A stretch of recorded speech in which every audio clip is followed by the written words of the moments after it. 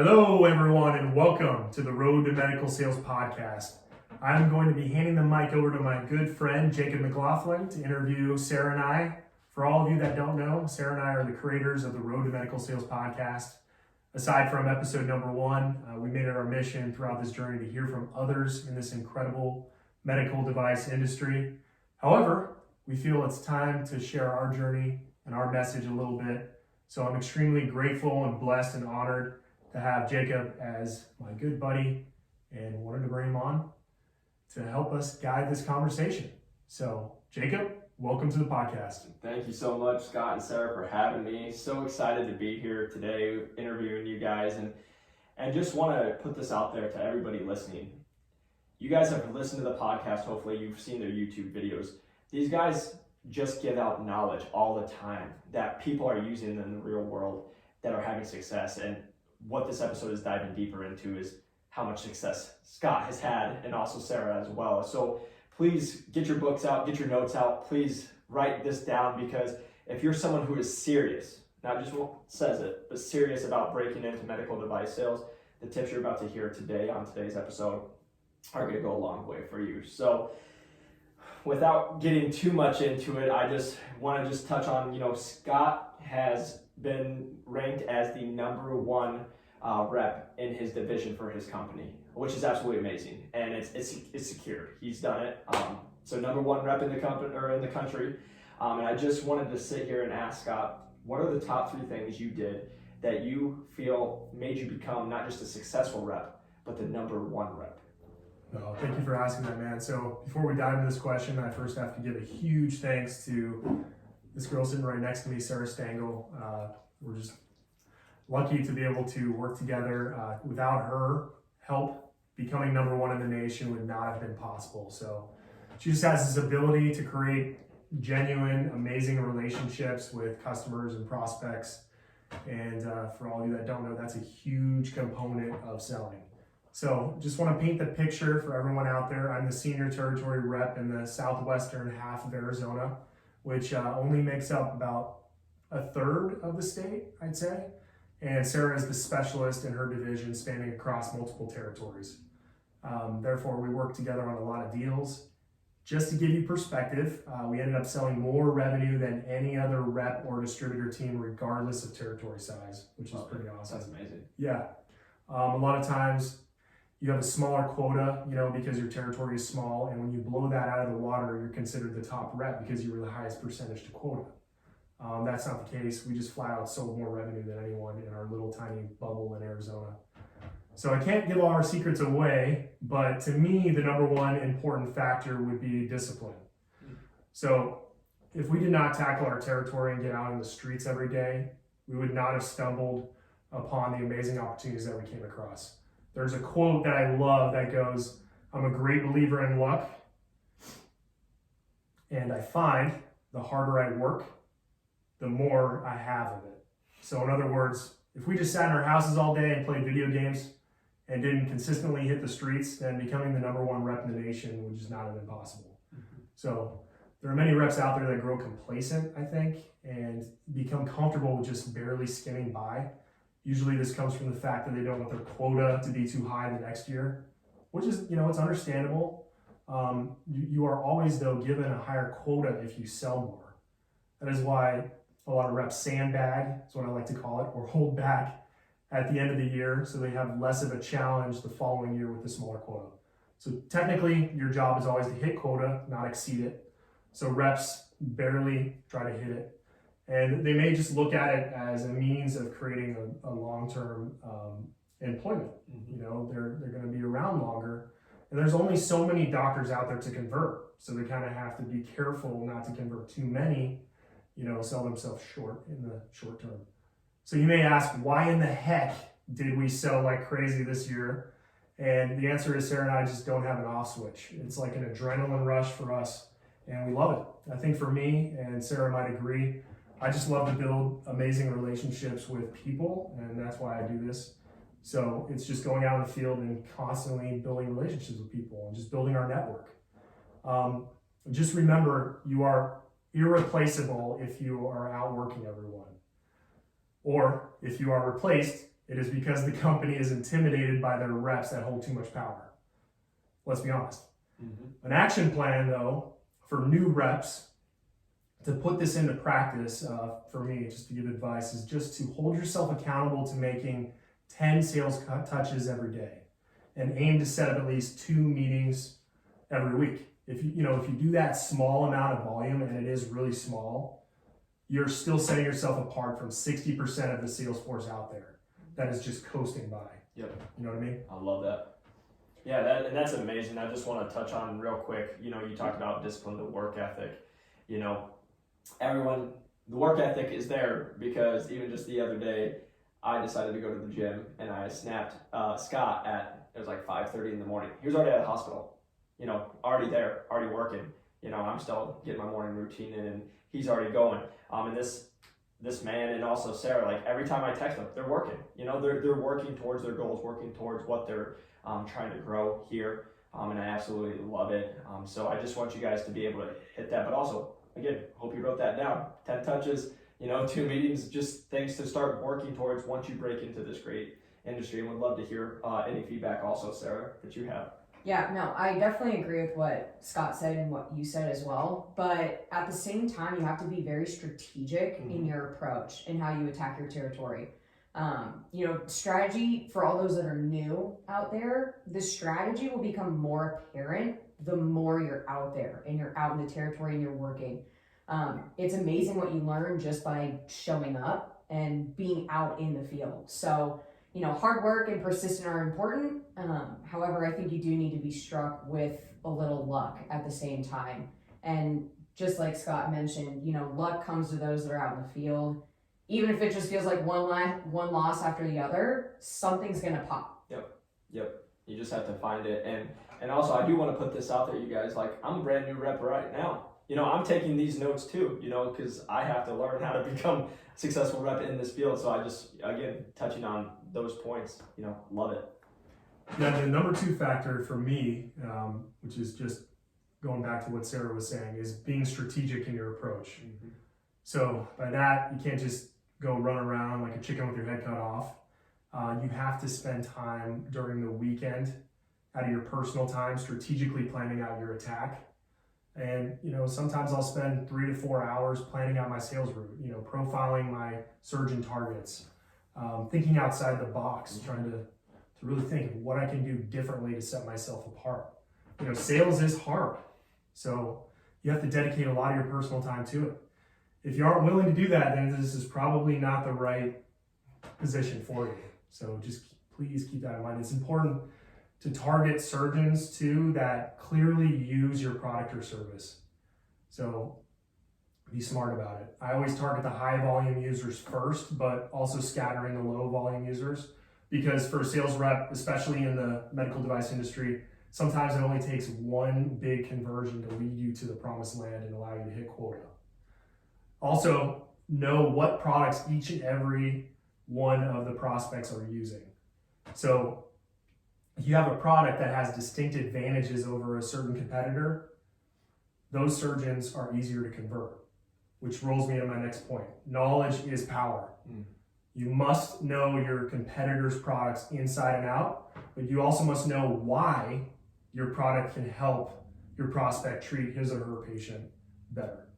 What pain points are they experiencing with the other company or rep? You must know that so you can speak to it when you have FaceTime. And it takes you so much time to get that FaceTime. Yep. You have to know that stuff so you can make a big impact when you are able to get in front of them. Yep. And how do you figure this stuff out? You have to surround yourself with the surgeon's inner circle. I'm doing air quotes right now. By that, I mean you need to spend time in the clinics and build friendships with the staff that works around the surgeon. Are you good friends with the PA? Do you know what the medical assistant's hobbies are? Have you built enough rapport with the surgery scheduler that you know her son's name? Big things. You must become a part of that inner circle. But when you do that, they will start to open up to you and tell you what the doctor is dealing with. Issues in the operating room with their current vendor, stuff that's going wrong. They will tell you what the doctor is like and how to approach them. something that we will talk about in future episodes, I'm sure, is approaching every doctor is different because you have to match their personality style. Yep. You can figure that out from the people that work around that person. By growing closer to the staff, they'll also help you set up meetings with the doctor. That can be really hard, and they can make it happen with the snap of their fingers. And then, being strategic can also mean many other things. Corporate engagement initiatives, Zoom calls to tackle these tough COVID times. Yeah.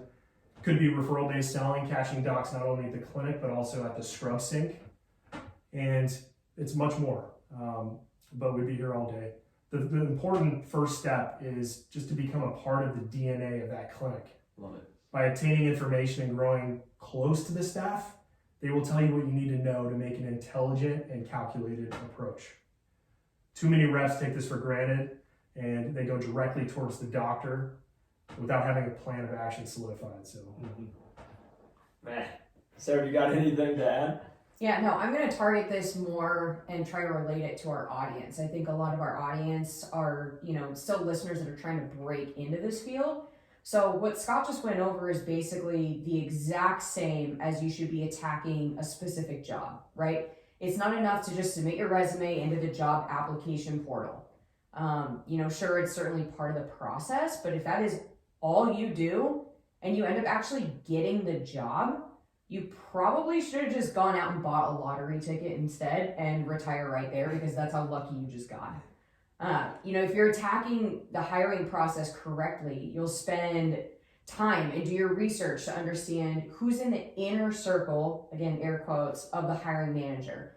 Much like once you break in, the physician is your end target, once you're into the industry. The hiring manager is essentially your end target in the interview process. Yep. So just as the surgery scheduler, the MA, the PA, the office manager are all part of that inner circle of the physician, you have to think, who is that inner circle of the manager, the sales rep, even the associate sales rep, the internal recruiter, the list goes on and on. So take the time to reach out to those individuals of the inner circle. Don't come across as you're doing it just because hopefully it'll get you to where you want to be, right? You have to be genuine in your approach. I think a lot of reps in this industry tend to feel maybe a little entitled to information, or they give off the vibe that they're superior, and people can see right through that all day long. Do not be like those reps.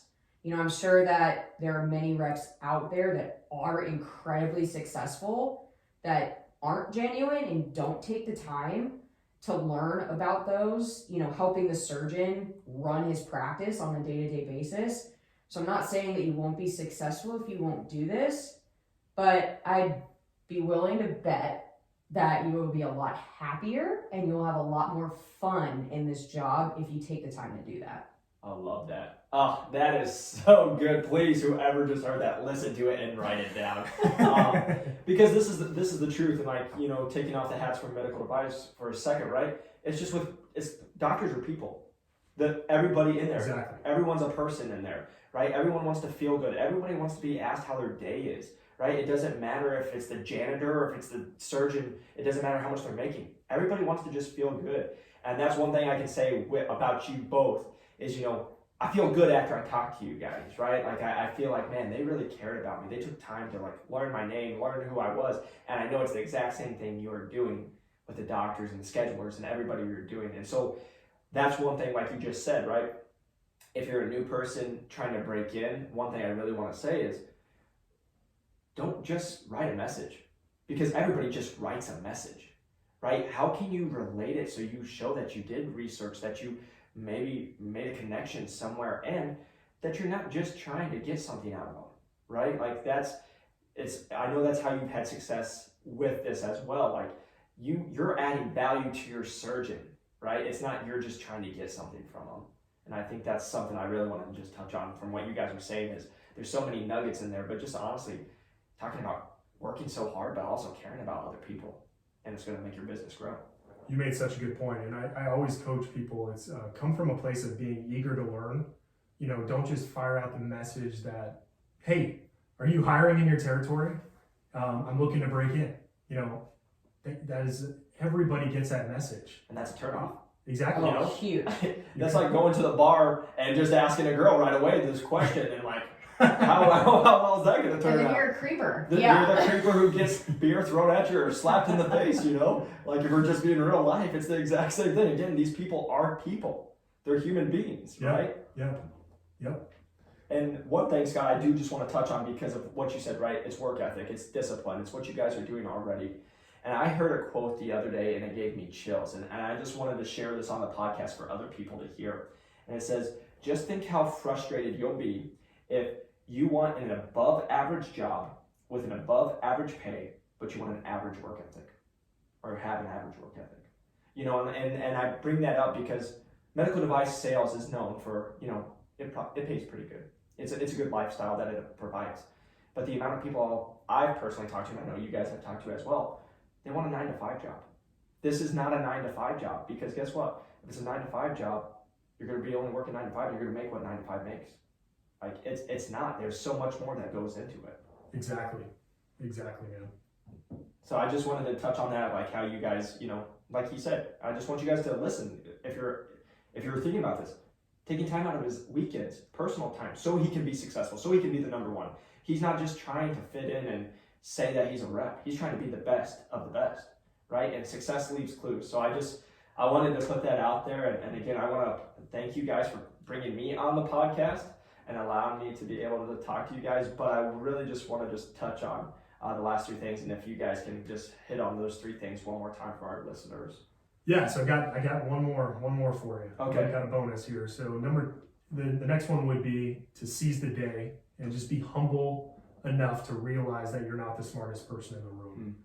And so, you know, what do I mean by that? So when you do get the FaceTime with the prospect, which we haven't talked about yet, whether it is at the scrub sink, outside the clinic, you know, could be in the parking lot if you were that daring to hunt them down over there, or you successfully made it past the gatekeeper, you must ask and close for the meeting. You know, building rapport is definitely key, but you must also get the next step lined up. And we can talk about this later, but it's the same thing when you're hunting down that sales job. You have to try to get that next step lined up. Yep. Right? Even in the interview process. And remember that fortune favors the bold. It's one of my favorite sayings. So ask for the next step. Also, don't be afraid to delay. So oftentimes prospects will ask, well, show me what you've got. And that gives them an easy out if they don't have a need for your product or service. If you haven't done your homework on this particular surgeon, you know, you could be thrown into a meeting on the spot and be completely unprepared. If you are not ready to execute the meeting on your own, I've done this many times, you know, close for the meeting and then bring your management team in or clinical expert to help you crush that meeting.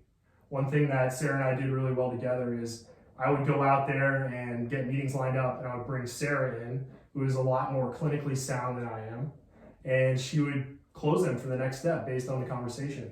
We would both build a relationship and Sarah would talk about the value and clinical reasons why the surgeon should consider our stuff. And then from there, we would always keep the relationship moving along, asking for the next step.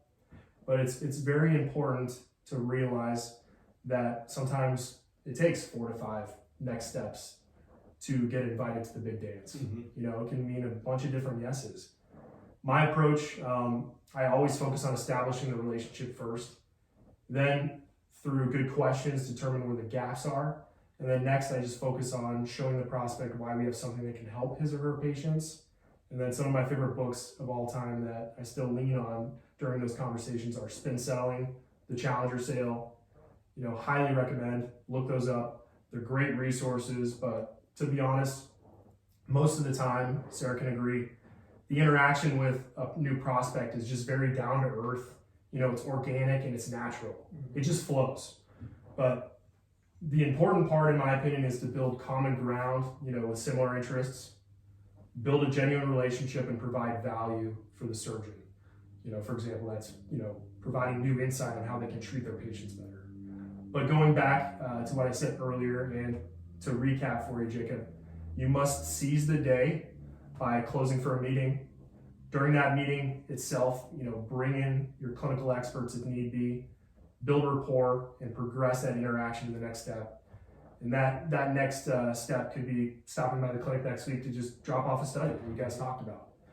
It could be to bring instrumentation in to show them. Set up a mobile cadaver lab, whatever it is, you must move that relationship to the next step. And that just relates so well in the interview search and your job search when you're out there. If you're sitting in front of that first interview, you've done it, Jacob. You have to ask for the next step of the process, right? If you don't ask, you don't get the job and you don't move on. Exactly.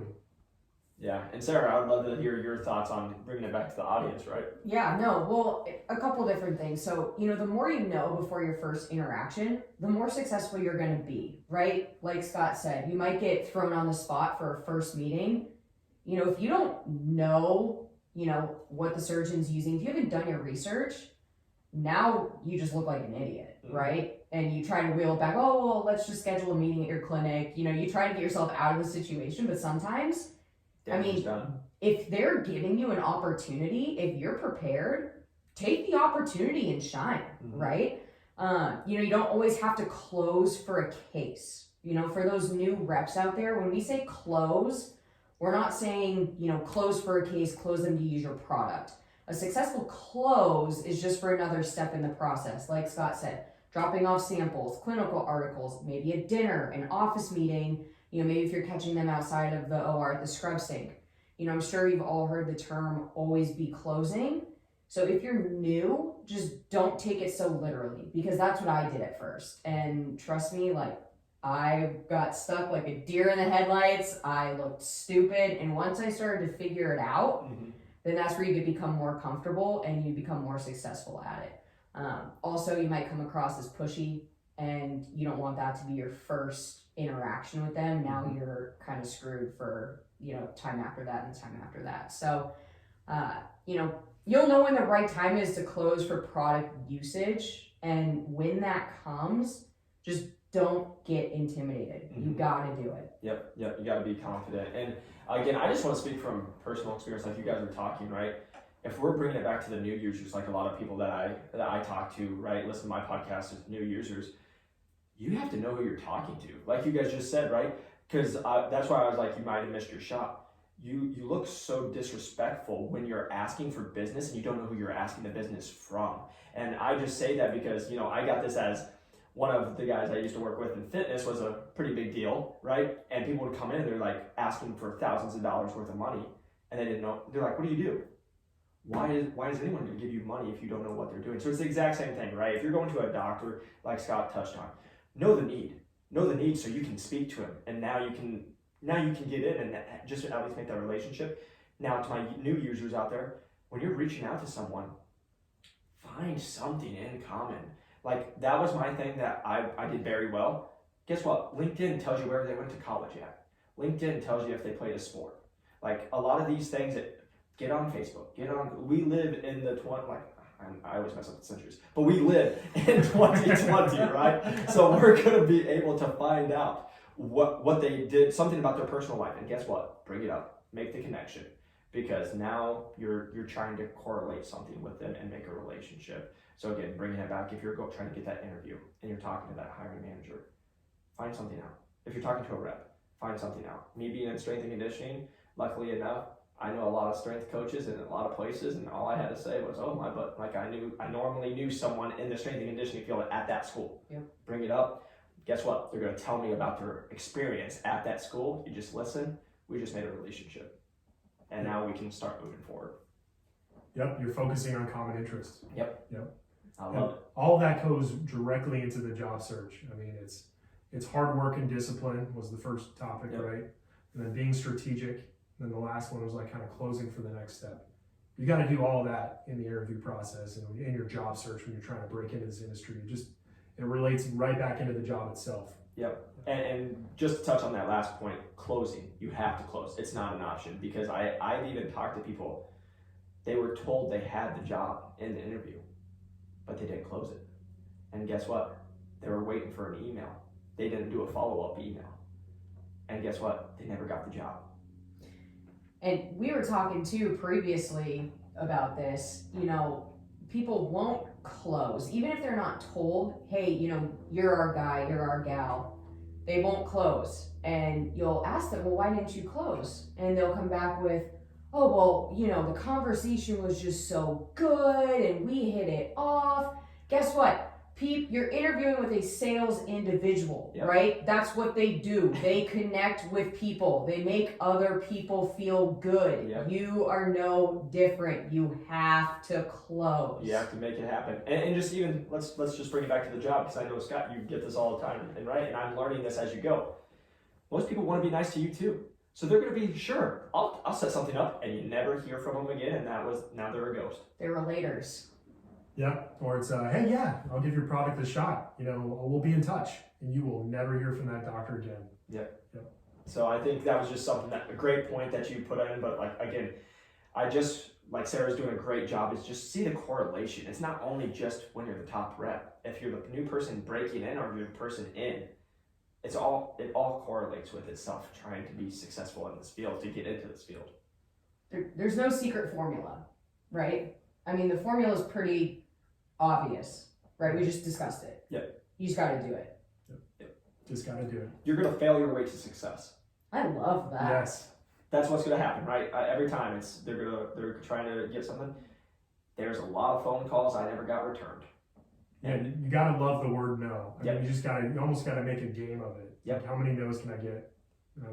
I love it. Just keep bringing the no's. And what you've probably heard a million times, that no gets you closer to the next yes.